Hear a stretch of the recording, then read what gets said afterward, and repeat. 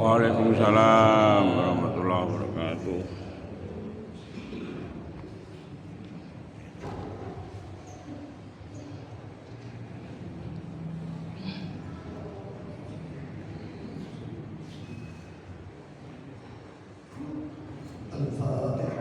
A'udzu billahi minasyaitonir rajim.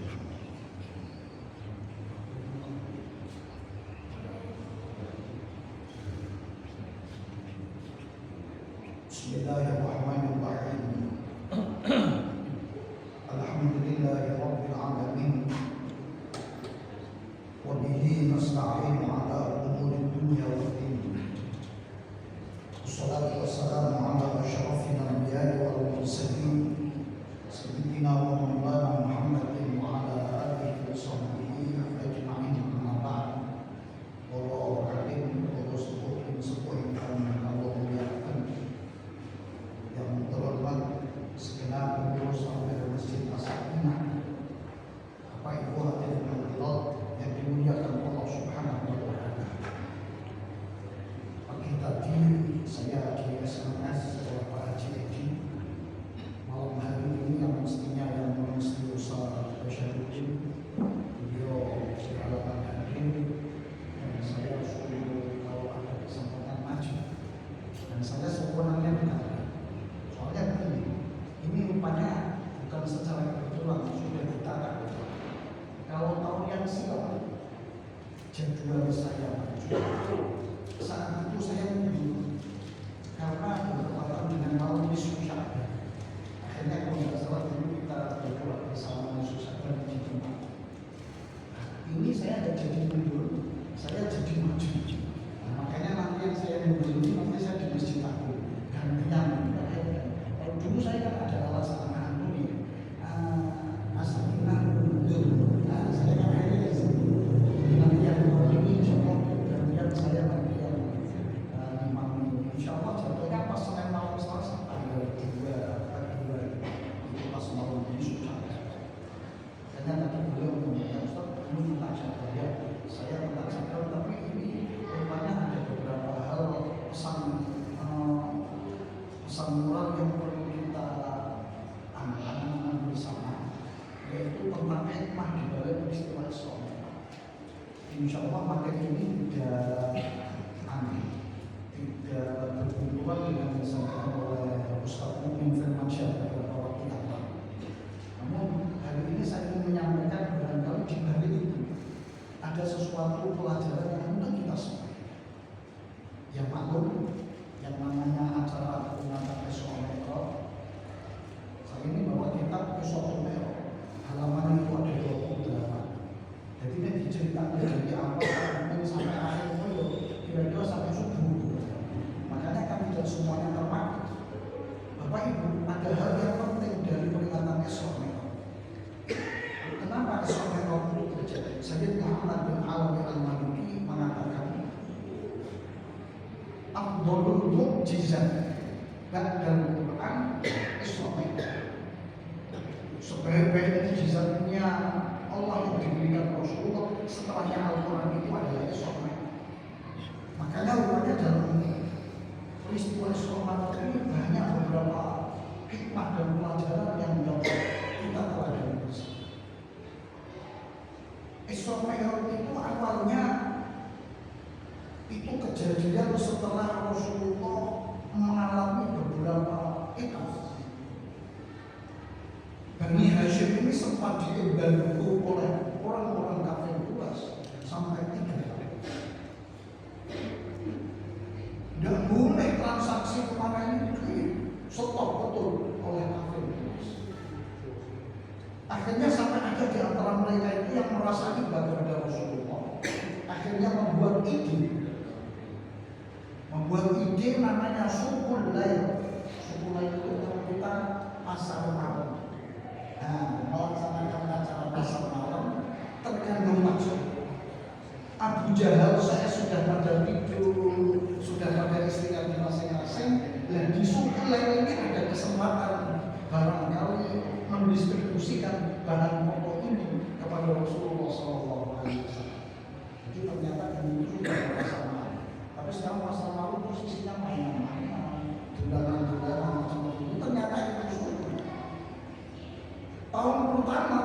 Rasul Shallallahu Alaihi Wasallam betapa sedihnya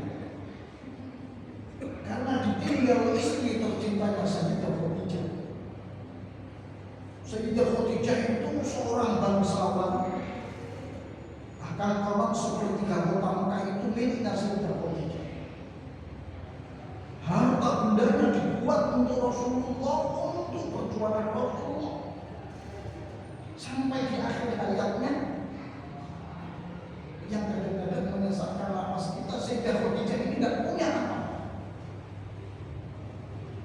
Sampai sempat beliau ini memanggil putrinya Fatimah, tolong nanti sampaikan kepada abahmu, ibumu sekarang sudah tidak punya apa-apa. Nanti satu saat ibuku kok dipanggil oleh Allah Subhanahu wa Ta'ala, tolong mintakan kepada ayahmu sorban yang biasa dipakai anak untuk dijadikan kain kafan. Jam perjuangannya Sayyidah Khadijah sebetulnya. Begitu Sayyidah Fatimah menyampaikan kepada Rasulullah, ayah, ibu pesan, ibu hari ini sudah tidak punya apa-apa. Kalau nanti satu saat ibu meninggal, ayah berkenan memberikan sorban yang biasa dipakai ibu sebagai kain kafan. Oh, Rasulullah menangis. Akhirnya malaikat Jibril turun kepada Rasulullah.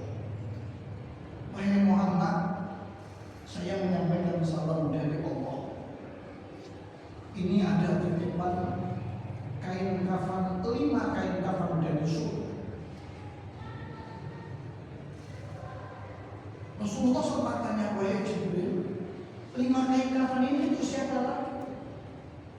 Akhirnya malaikat Jibril menceritakan yang pertama untuk engkau wahai Rasulullah, yang kedua untuk Sayyidah Khadijah, yang ketiga untuk putri kesayangan Fatimah Az-Zahra, yang keempat untuk suaminya Sayyidina Ali karramallahu wajhah menantu, dan yang satu untuk Sayyidina Hasan. Rasulullah terkejut. Loh, saya punya cucu ini kan tidak hanya Hasan, ada Husain.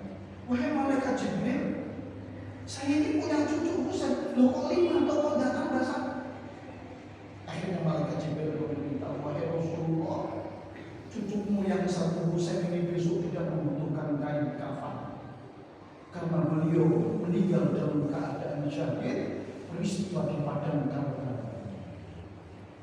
Rasulullah tambah nangis, ya Allah. Makanya saya teringat Bapak Ibu, kalau pas pengajian Mbah Maimun Zubair kok cerita tentang beliau ini menangis terus. Bahkan santrinya kadang-kadang suruh melantunkan syair.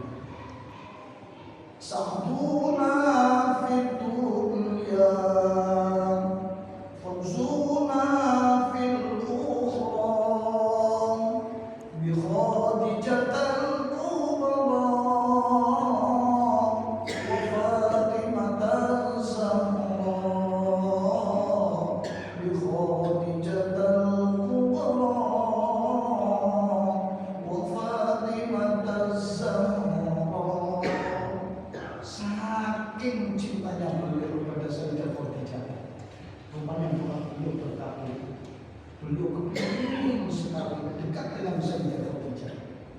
Rupanya Allah kabulkan doanya. Di saat Mbah Maimun berangkat haji, rupanya beliau meninggal di kota Makkah. Akhirnya disaringi di makam maklah Sayyidah Khadijah itu dikebumikan di Makkah, di Makkah. Ternyata inilah satu bentuk cinta kasih sayang seseorang kepada yang lainnya, kadang-kadang oleh Allah benar-benar dikabulkan. Bapak Ibu hadirin hadirat yang dirahmati Allah, sebulan kemudian paman beliau yang namanya Abu Thalib, beliau ini orang yang selalu mendatangi Rasulullah di mana saja. Orang kafir Quraisy ini segan betul kepada Abu Thalib, tidak berani kalau sudah Abu Thalib. Kalau sebulan setelah ditinggal istrinya, Abu Thalib meninggal dunia. Dan betapa beban Rasulullah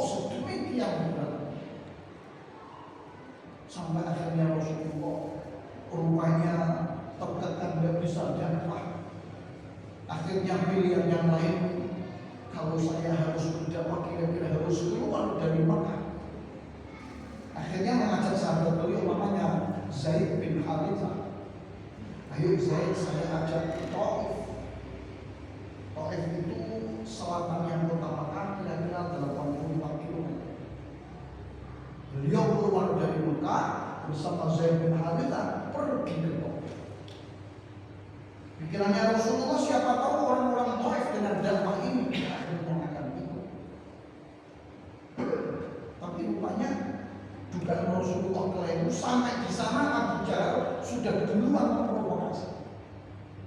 Nanti kalau ada orang masuk ke tempat ini dan orang itu menyebarkan ajaran yang tidak sesuai dengan nenek moyang kita, menyembah Abu Bakar, Lata, Uzza, tidak usah didengar. Kalau datang lempar saja pakai batu. Oh, rupanya ini sudah. Maka ketika Rasulullah masuk ke Taif, bukan welcome diterima oleh masyarakat, tapi lemparan batu.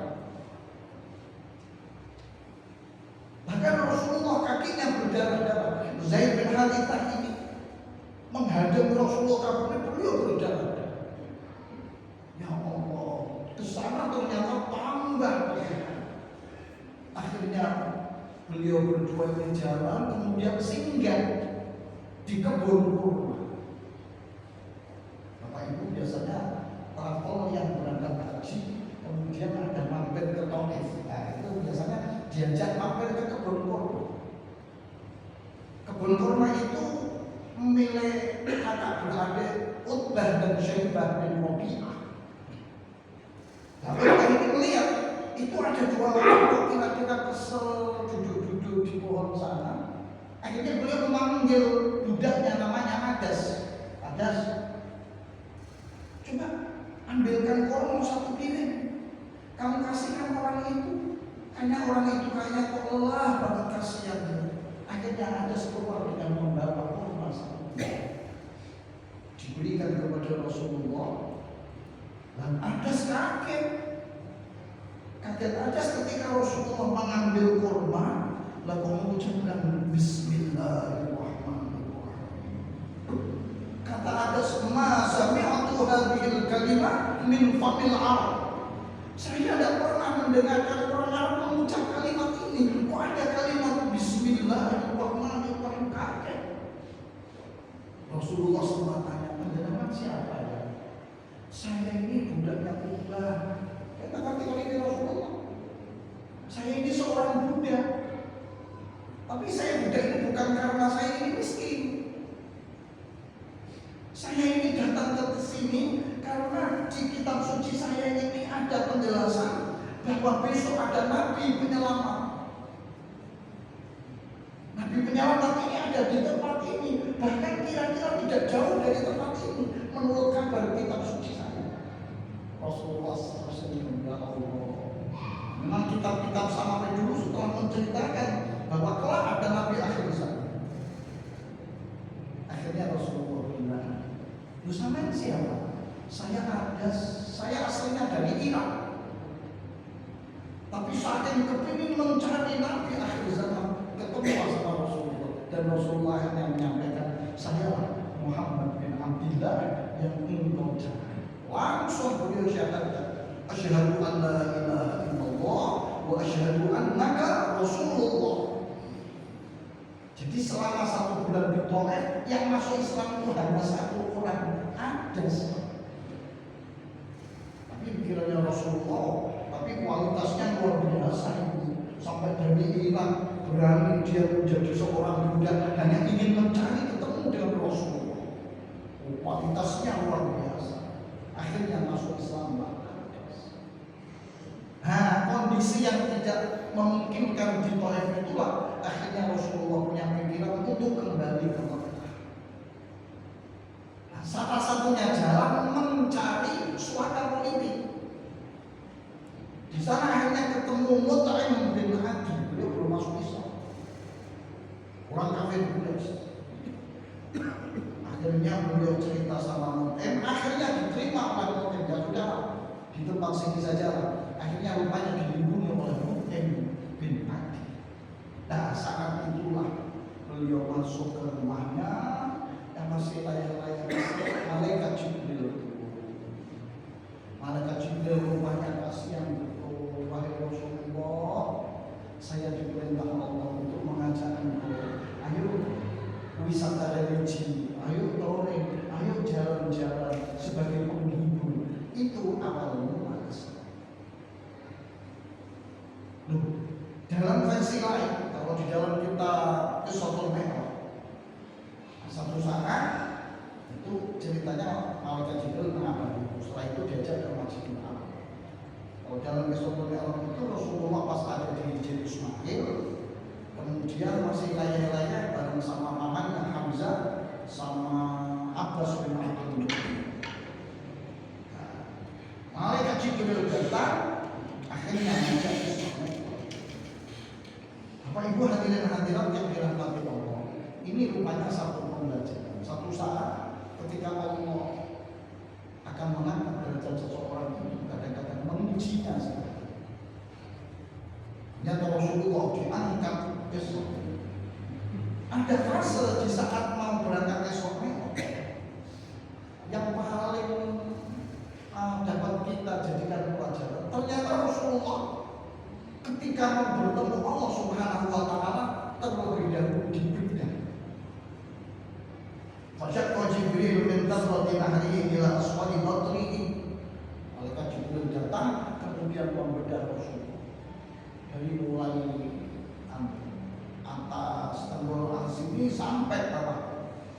Tsumma qala Jibril li Mikail. Kemudian malaikat Jibril bilang sama Mikail, "Iqini bi tasnin min ma'i Zamzam kaima utahhiru qalbahu wa ashraha sadrahu." Mikail, ambilkan satu baskom air Zamzam. Saya akan bersihkan hatinya, saya akan puaskan dadanya. Fastakhraja qalbahu wa ghasalahu thalatha marrat. Saya akan mengeluarkan hatinya dan saya cuci 3 kali. Bapak Ibu hadirin hadirat yang dirahmati Allah, rupanya peristiwa pembedahan pada diri Rasulullah itu sempat berjalan 4 kali. Yang pertama saat Rasulullah usia 4 tahun, ketika beliau diasuh oleh ibu susuannya Sayyidah Halimatus Sa'diyah. Beliau masih main-main sama teman-temannya kaget pada orang besar, kemudian mengangkat beliau, semuanya pada lari cerita sama Sayyidah Halimah. Tadi ada orang besar mengangkat beliau, kemudian dibaringkan. Halimah khawatir, wah kaget. Itu yang pertama. Yang kedua saat Rasulullah usia 10 tahun, di saat usia menjelang akal balik, beliau rupanya malaikat Jibril datang dan membersihkan. Yang ketiga di saat beliau usia 40 tahun ketika akan menerima wahyu, itu pun dadanya dibelah, kemudian hatinya dibersihkan.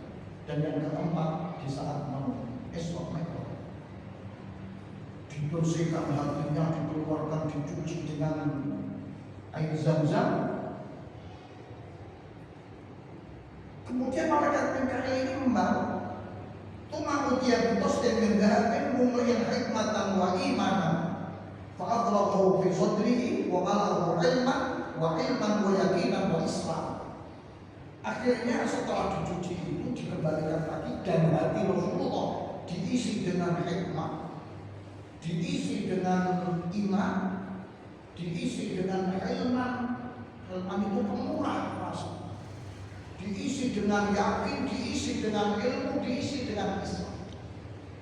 Ini rupanya sebagai pelajaran buat kita. Orang mau menghadap Allah Subhanahu wa Ta'ala, ternyata persiapannya hatinya ini harus bersih. Lantas kalau Rasulullah pesan kepada kita, ala inna fil jasadi mudghah, idza salahat jasadu kullu wa idza fasadat jasadu kullu, ala wa hiya qalb. Ingat pada diri manusia itu ada segumpal daging. Kalau ini baik, semuanya jadi baik. Tapi kalau ini jelek, semuanya jadi jelek. Apa itu? Ala wa hiya qalb.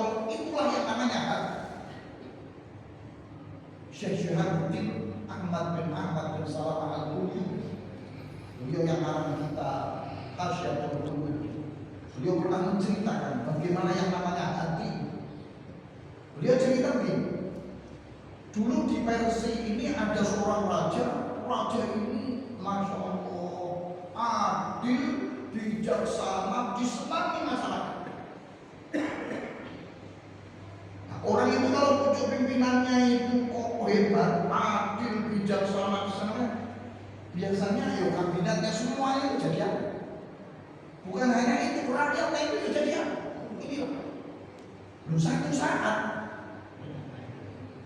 ada masalah, tapi yang namanya masalahnya orang soleh itu dilalah ketemunya ya sama orang soleh.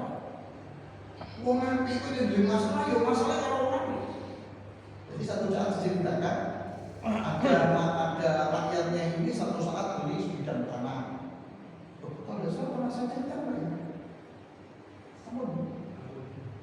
Mau dikasih ingutan, ingutan potong semua. Beli sebidang tanah, lah yang aneh itu begini. Begitu beli sebidang tanah itu mau dibangun. Belakang itu di belakang dia menemukan guci, menemukan kendi isinya emas berlian. Lu jenenge wong soleh beli tanah dapat itu dia bingung. Udah kita alhamdulillah rezeki ini namanya. Ini dia belum saya mau beli tanah udah dapat emas berlian dikembalikan kepada yang punya tanah. Aneh. Udah perlu kok di Mojokerto itu belum main sebidang. Lo yang beli tanah itu lucu banget, beli tanah itu orang bilang gini loh, saya kan sudah saya jual. Apa saja yang saya jual yang ada di dalam itu milik panjenengan, itu bukan saya. Nah kita yang milik tanah apa? Itu memang betul itu punya nenek saya. Sekarang kalau ini tidak mau menerima. Jadi wong soleh itu yang dua masalah ketemu nih wong soleh. Akhirnya dua orang ini sepakatkan, ini bukan punya saya. Kata dia, ini juga bukan punya saya. Ya sudah, kita ke pengadilan minta hakim yang menyelesaikan. Minta lagi. Pak Hakim yang mulia, saya mau melaporkan Pak Hakim, saya beli tanah, ternyata di belakang ada emas berlian. Itu kan bukan punya saya, sertifikatnya itu sebidang tanah. Punya dia Pak Hakim yang milik tanah. Dia bilang, Pak Hakim ya tidak bisa Pak Hakim. Tanah itu sudah saya jual, mestinya ya apa aja yang ada di dalamnya yang milik dia. Walhasil tidak ada yang. Ya sudah, kalau kita sepakat hakim ini untuk Pak Hakim saja. Berarti menurut itu kok hakim di sana semua ngomong. Alhamdulillah. Gak gelem ini komen. Hakim ini itu ya wong soleh. Hakim ini begini Bapak, lu kok enak Bapak? Ingin selamat semuanya hanya barang itu diberikan saya. Lu saya nanti yang nanggung di akhirat. Jangan begitu Pak, saya selesaikan Pak. Bapak sudah masuk ke pengadilan ini saya selesaikan. Sebelum saya selesaikan saya tanya Pak, Bapak yang beli tanah, Bapak punya keluarga, punya Pak Hakim, punya putra putri, punya Pak Hakim. Bapak yang punya tanah, punya keluarga, punya Pak Hakim, punya anak, punya Pak Hakim. Bila lagi tanya, putra panjenengan yang gajah, kampung Pak Hakim, sudah nikah. Pak Hakim mulai los. Lu saya cerita dulu bilang ditanya, lu panjenengan yang punya tanah, putra pertama, putri Pak Hakim, sudah nikah belum selesai? Sudah saya putuskan mohon putra panjenengan dinikahkan dengan putri panjenengan. Dan ini nanti untuk mereka berdua untuk mereka berdua menjalani kehidupan keluarga. Duduk selesai. Ini gambaran. Wong iku nek ini hati dilalah ketemu nek lho. Makanya poin ini yang terpenting ternyata hati kita ini. Lah hati itu punya makanan pokok. Kalau jasmani kita makan, wah masih umpan, masih kalau satu-satunya pengajaran pagi yang ada requestnya bawahnya ini paling anu hanya di Mojokerto tinggal. Requestnya Almond, wah hebat. Sayang saya punya kewajiban dewe nggak bisa melawan. Hebat itu. Hati ini punya makanan. Makanannya hati, zikir kepada Allah Subhanahu wa Ta'ala. Maka saya kagum, Masya Allah, jamaah Mojokerto indah. saya cerita di mana? Lu coba lihat zaman kalau hari Jumat semua yang baca Quran juz-juzan ya Allah, sungguh bahagia Bapak Ibu yang berdomisili di sekitar masjid yang kita cintai. Itu adalah bagian dari hati yang termasuk ketika kita harus sholat berzikir, kemudian malam Jumat, Bapak Ibu menyampaikan acara, itu adalah bagian dari kita ini membersihkan. Sudah ringkas cerita, habis itu oleh malaikat Jibril diajak Rasulullah, ayo perjalanan dari Masjidil Haram ke Masjidil Aqsa. Kemarin sudah diperhatikan oleh Ustaz Pemimpin Firdaus.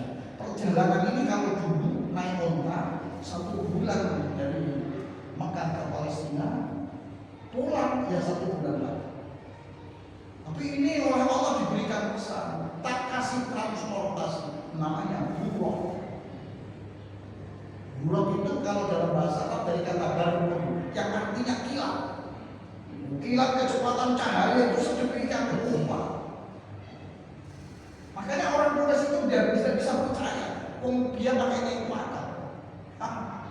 Dulu kamu Belanda Muhammad, sekarang tambah Belanda. Orang berangkat dari Masjidil Haram ke Masjidil Aqsa, terus katanya naik ke atas. Lo tempatnya Rasulullah di Masjidil Haram ini belum dingin, isi rokok kalau anak-anak. Ya kan? Tapi dia tidak mau berpikir, oh ternyata ada transportasi yang disiapkan oleh Allah, namanya. Sudah begitu berjalan, ayo bro jalan, bro ini jalan. Kecepatannya itu sepaan sejauh mata memandang. Habis itu oleh malaikat Jibril disuruh ambil turun. Begitu turun Rasulullah diminta Muhammad sholat 2 rakaat. Rasulullah sholat 2 rakaat. Rasulullah tanya, ini apa ini, mana ini malaikat Jibril? Ini namanya Thayyibah, ilaihal wajib. Ini Madinah. Terus sekarang namanya Madinah. Besok engkau akan hijrah di tempat ini. Itu rupanya apa dilaksanakan. Ayo jalan lagi. Habis ini sudah turun lagi, turun. Sholat 2 rakaat Allah selesai. Ini namanya bagian indah syajarati Musa. Nabi Musa itu senang layak-layak di tempat ini di Madian. Jalan lagi, ayo turun di Tursina. Gunung Tursina ini tanya, sholat 2 rakaat selesai. Hanya tanya sama malaikat, ini tempat apa? Haitsu kallama Allah Musa. Nabi Musa ketika diajak bicara itu tempatnya di tempat ini. Ayo naik jalan lagi ke Bethlehem. Turun, sholat selesai. Tanya ini apa? Di Baitul Lahmi. Haitsu wulida Isa, tempat lahirnya Nabi Isa. Dan akhirnya sampai di Masjidil Aqsa. Rupanya ditunggu oleh para arwah para nabi. Rasulullah memimpin sholat di tempat. Bapak Ibu hadirin hadirat yang dirahmati Allah, rupanya ini ada pesan sponsor. Orang itu kalau melaksanakan doreng itu ternyata gak usah musuh-musuh, gak usah dan cepat selesai. Ya satu saat istirahat. Makanya Indonesia pintar buat ada rest area. Cuma bedanya ini kajian Nabi dengan kita. Ini kajian Nabi begitu istirahat sholat 2 rakaat. Kalau kita rest area, apa kamu? Ngopi rokok.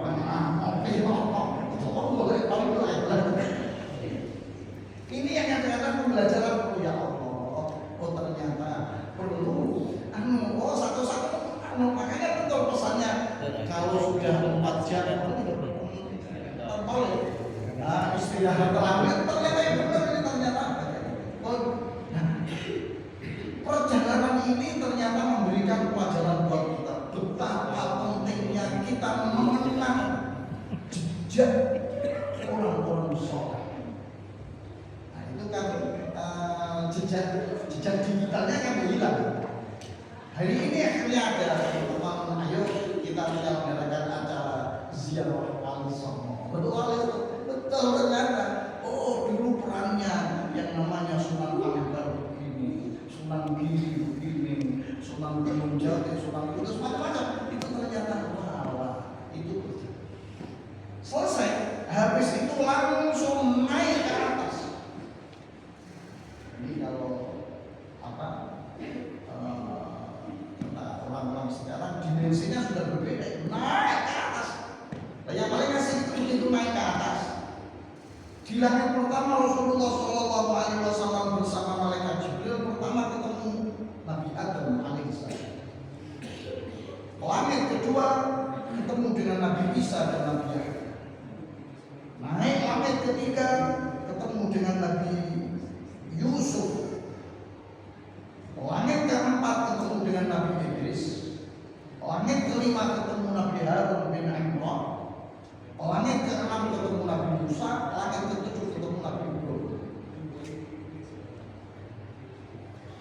Dan semua ketika didatangi oleh Rasulullah semuanya mengucapkan marhaban bi rajulin salih.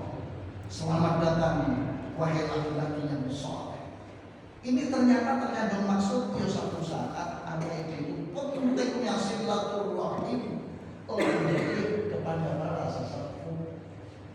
Rasulullah mengingatkan kepada kita, ala inna fil jasadi mudghah. Idza saluhat saluha al jasadu kullu wa idza fasadat fasada al jasadu kullu. Bukan itu kan? Man ahabba ayyusata rizqi, man ahabba ayyusata lahu fi rizqihi wa yumsa'a lahu fi atharihi falyasil rahim. Orang yang kepingin dipanjangkan umurnya, orang yang kepingin dijembarkan rezekinya, kuncinya satu, silaturahim.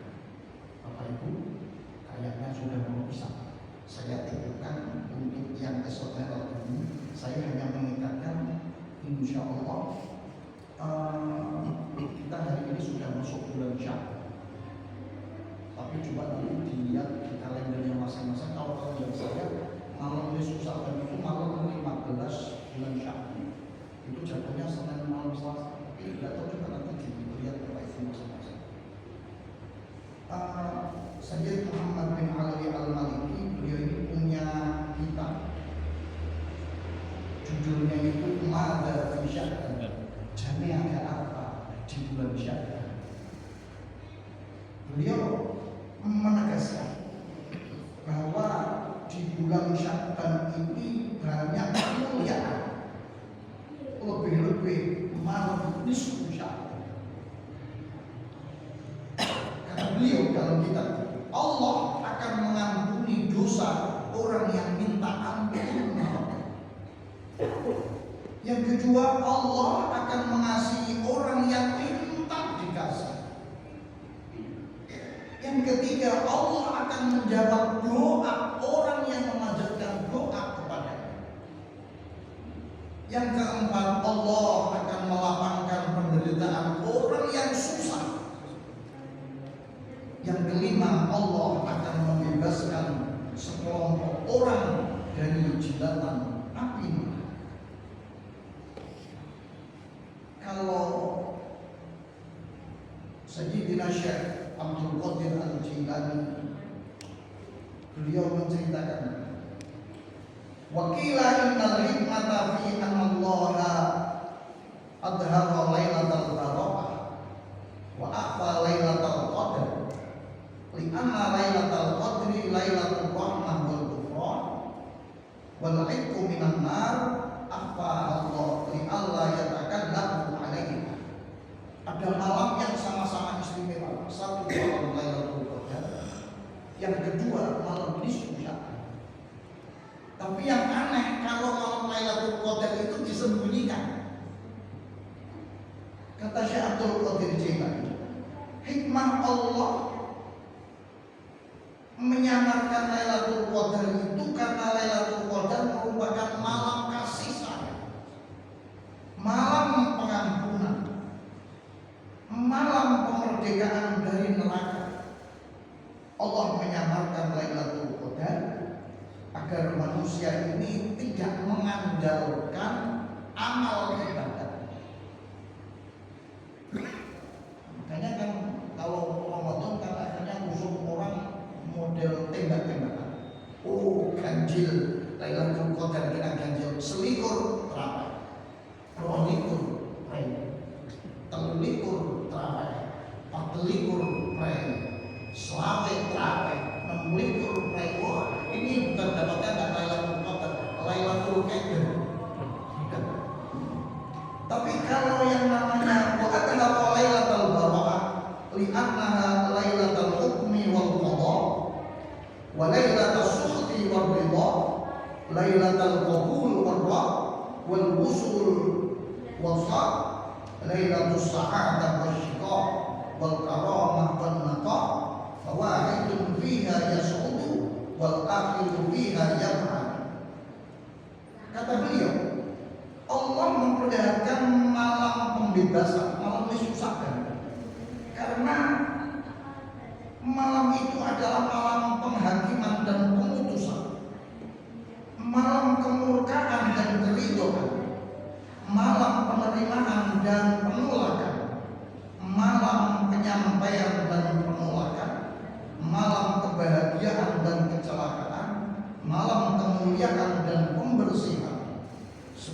sebagian orang ada yang beruntung, sebagian orang ada yang tidak. Ini rupanya Masya Allah, kita ini sudah diberitahu itu loh malam nisfu Sa'ban jauh maka terakhir Bapak Ibu, marilah di malam nisfu Sa'ban nanti kita berusaha mendekatkan diri kepada Allah. Mudah-mudahan segala problem kehidupan kita oleh Allah benar-benar diselesaikan. Kita punya hajat apapun dijabai oleh Allah. Yang paling penting putra putri kita doakan semoga putra putri kita menjadi anak-anak yang soleh. Kita semuanya dijadikan oleh Allah keluarga yang sakinah, mawaddah, warahmah. Amin. Amin. Amin.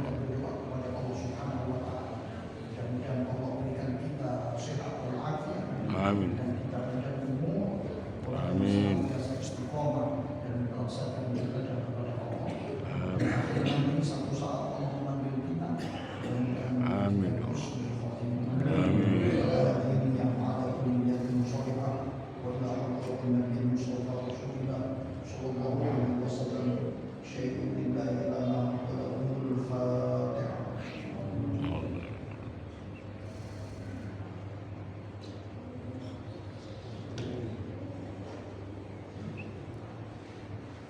Bismillahirrahmanirrahim.